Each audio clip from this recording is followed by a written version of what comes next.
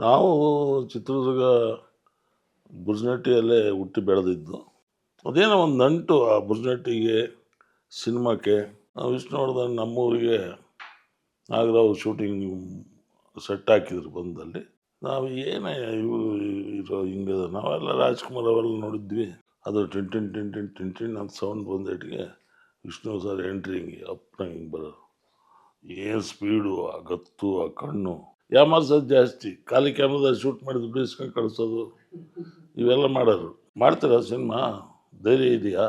ಯಾರ್ದು ಸಿನಿಮಾ ಗೊತ್ತಾ ಮಾಡ್ತಿರೋದು? ವಿಷ್ಣುವರ್ಧನ್. ಅದು ತವರಿನ ನೆನಪು ಹೋಗಿ ದಣಿ ಅಂತ ಆಯಿತು ಟೈಟ್ಲು.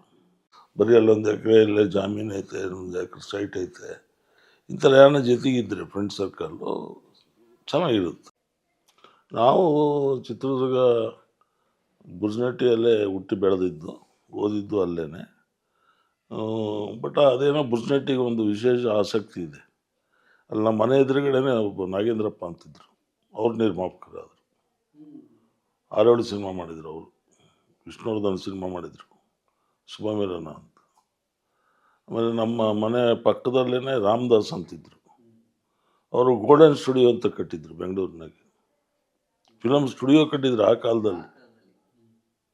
ಅದೇನೋ ಒಂದು ನಂಟು ಆ ಬುರ್ಜನಟ್ಟಿಗೆ, ಸಿನಿಮಾಕ್ಕೆ.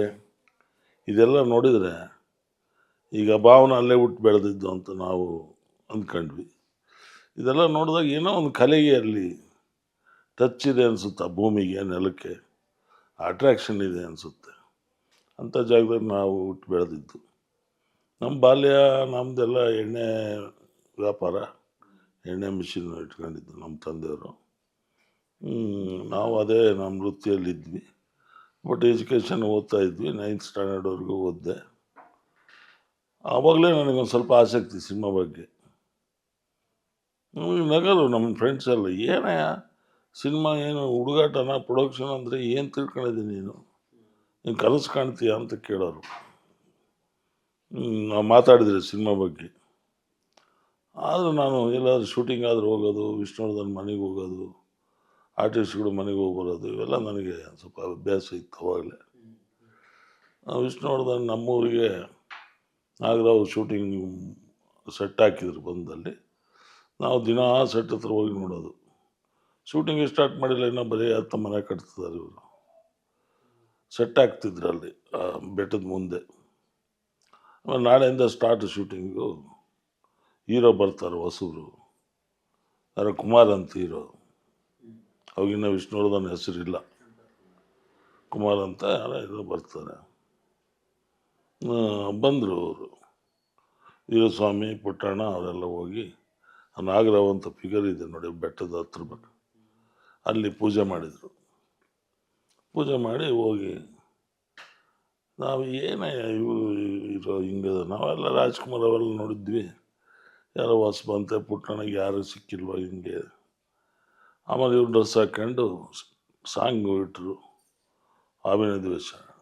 ಅದು tin tin tin tin tin tin ಅಂತ ಸೌಂಡ್ ಬಂದೇಟಿಗೆ ವಿಷ್ಣು ಸರ್ ಎಂಟ್ರಿ ಹಿಂಗೆ ಅಪ್ಪನ ಹಿಂಗೆ ಬರೋದು. ಏನು ಸ್ಪೀಡು, ಆ ಗತ್ತು, ಆ ಕಣ್ಣು. ಅಬ್ಬಾ ಏನೇ ಹೀರೋ ಹಿಂಗಿದ್ದಾರೆ, ಭಾರಿ ಜೋರು ಆಗ್ತಾರೆ ಹೀರೋರು, ದೊಡ್ಡ ಹೀರೋ ಆಗ್ತಾರೆ ಅಂದ್ಕೊಂಡ್ವಿ ಅವಾಗಲೇ. ಬಟ್ ಹಂಗೆ ಮಾಡೋರು ಆ್ಯಕ್ಟಿಂಗ್ ಅವರು.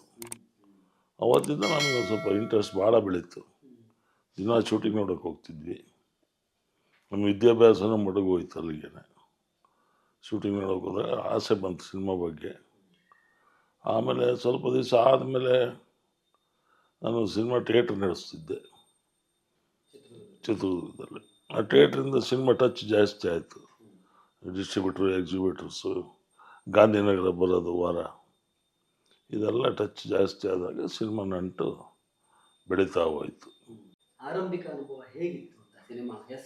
ಹೊರಗಿಂದ ಒಂದೇನೋ ಕಲರ್ಫುಲ್ ಕಾಣುತ್ತೆ, ತುಂಬ ಕಲರ್ ಕಾಣುತ್ತೆ. ಒಳಗೆ ಬಂದಮೇಲೆ ಗೊತ್ತಾಯಿತು ಎಷ್ಟು ಕಷ್ಟ ಇದೆ ಇಲ್ಲಿ ಅಂತ. ಆದರೂ ನಿಭಾಯಿಸ್ಬೇಕನ್ನೋ ಛಲ ಇತ್ತು. ಈಗ ಬಿಟ್ಟು ಹೋಗಿ ಬರಲ್ಲ, ಬಂದುಬಿಟ್ಟಿದ್ದೀವಿ. ಊರಲ್ಲಿ ಹೋಗ್ತಾರೆ ಬಿಟ್ಟು ಹೋದ್ರೆ ಅರ್ಧಕ್ಕೆ ಪಿಕ್ಚರು.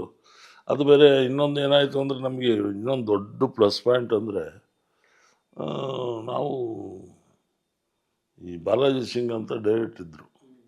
ಅವ್ರು ಬಲ್ಲನ್ ಮಗ ಅಂತ ಅದೊಂದು ಸಿನಿಮಾ ಮಾಡ್ತಿದ್ರು, ಜಗ್ಗೇಶ್. ಅದ್ರ ಪೂಜೆಗೆ ಕರೆದಿದ್ರು ನಮ್ಮನ್ನು ಪ್ರೊಡ್ಯೂಸರು.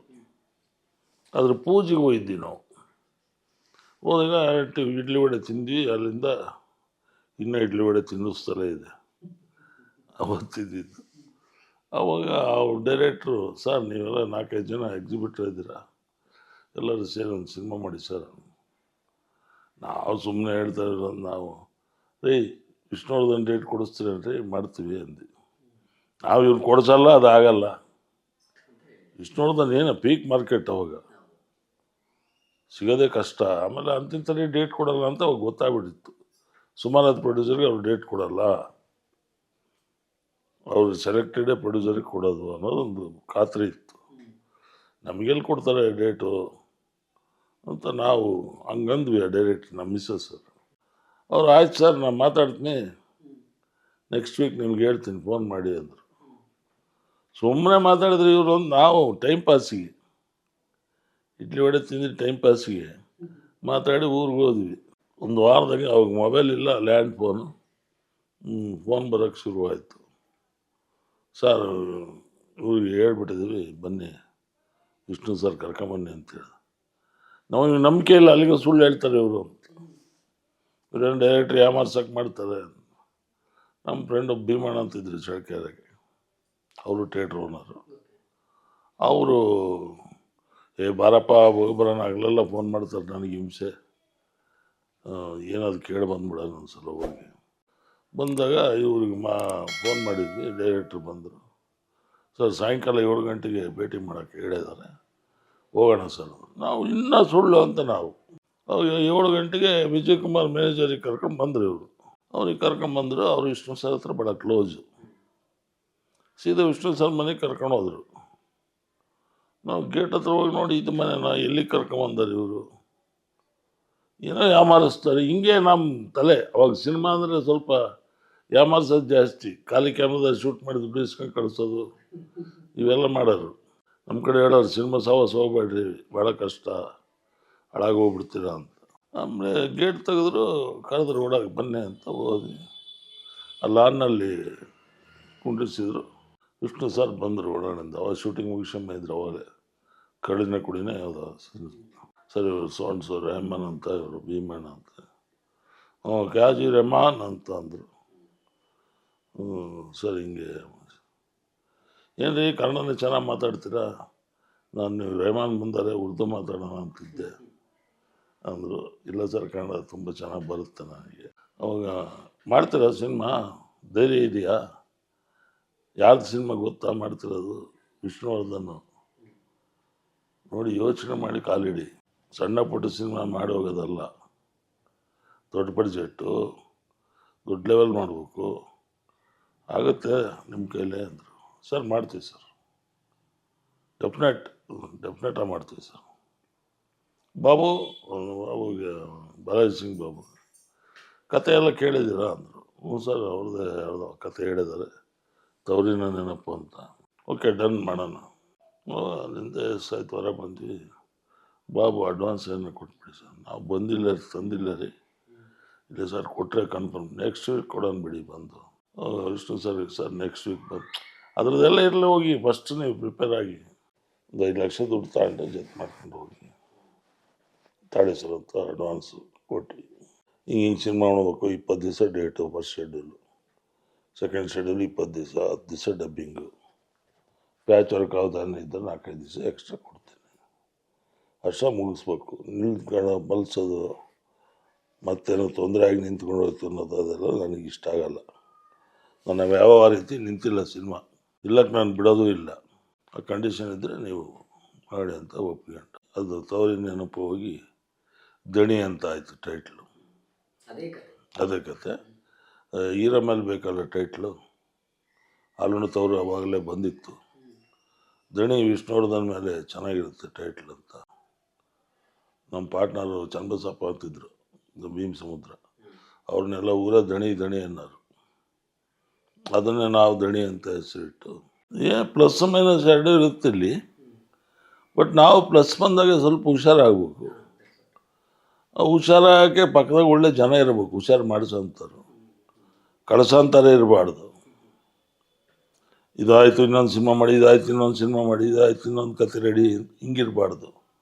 ಬರೀ ಅಲ್ಲೊಂದು ಎಕರೆ ಇಲ್ಲೇ ಜಾಮೀನು ಐತೆ, ಒಂದು ಎಕರೆ ಸೈಟ್ ಐತೆ, ಈ ಥರ ಯಾರನ್ನ ಜೊತೆಗಿದ್ರೆ ಫ್ರೆಂಡ್ ಸರ್ಕಲ್ಲು ಚೆನ್ನಾಗಿರುತ್ತೆ. ಇದ್ದಾಗ ಉಳಿಸ್ಕೋಬೇಕು, ಉಳಿಸ್ಕೊಂಡಿದ್ದು ನಮ್ಮದು ಅಹಂಕಾರ ಅನಿಸುತ್ತೆ ಅಂತ ನಾನು ತಿಳ್ಕೊಂಡಿರೋದು.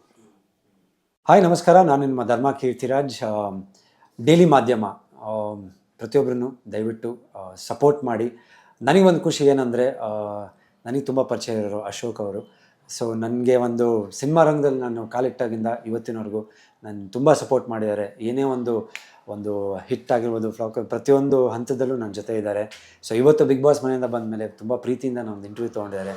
ಇವರೆಲ್ಲ ಬಂದು ಯೂಟ್ಯೂಬ್ ಚಾನಲ್ಸಲ್ಲಿ ಎಲ್ಲೂ ಇರಲಿಲ್ಲ, ಬಟ್ ಇವರು ಪತ್ರಿಕಾ ಮತ್ತು ಮಾಧ್ಯಮದಲ್ಲಿ ಇದ್ದಿದ್ದವರು. ಸೊ ಇವರು ಇದನ್ನು ಸ್ಟಾರ್ಟ್ ಮಾಡಿದ್ದಾರೆ. ಸೊ ನಿಮ್ಮ ಸಪೋರ್ಟು, ನಿಮ್ಮ ಆಶೀರ್ವಾದ ಸದಾ ಇರಲಿ. And very proud of them. ಯಾಕಂದರೆ ಅವ್ರ ಪ್ರೊಫೆಷನ್ನ ಏನಿದೆಯೋ ಅದನ್ನೇ ಕಂಟಿನ್ಯೂ ಮಾಡಿ ಇದರಲ್ಲೂ ಒಂದು ಸಾಧನೆ ಮಾಡಬೇಕಂತಿದ್ರೆ. ಸೊ ನಿಮ್ಮ ಆಶೀರ್ವಾದ, ಸಪೋರ್ಟ್ ಸದಾ ಇರಲಿ ಅಂತ ಕೇಳ್ಕೊತೀನಿ. Thank you.